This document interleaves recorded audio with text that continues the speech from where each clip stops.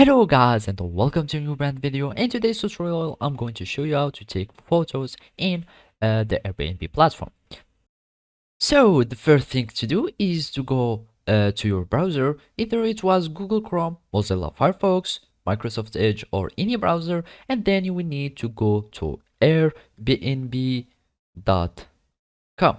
So after you click on it, you will be taken or redirected to the Airbnb website, and then you will need to create an account. So basically you will need just to click on this icon here at the corner. You click on it, and of course you are going to click on sign up, and after that you can either sign up with your phone number, or you can sign up with these alternative accounts, either Facebook, Google, Apple accounts, or your email.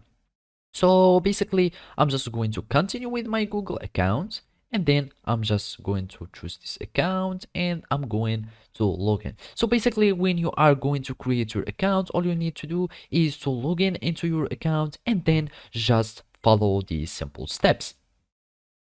So basically after you log into your account, all you need to do is to switch to the hosting mode, or you can just go to manage listing and then go to the listing where you want to take photo for, and then click on menu and click on listings, and here you will find the list of all your listings.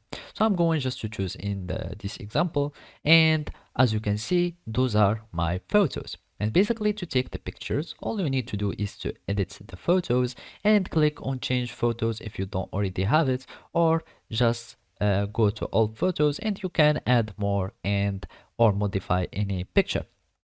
So basically to take the pictures, make sure that it contains all the most important parts of your home or your listing. So basically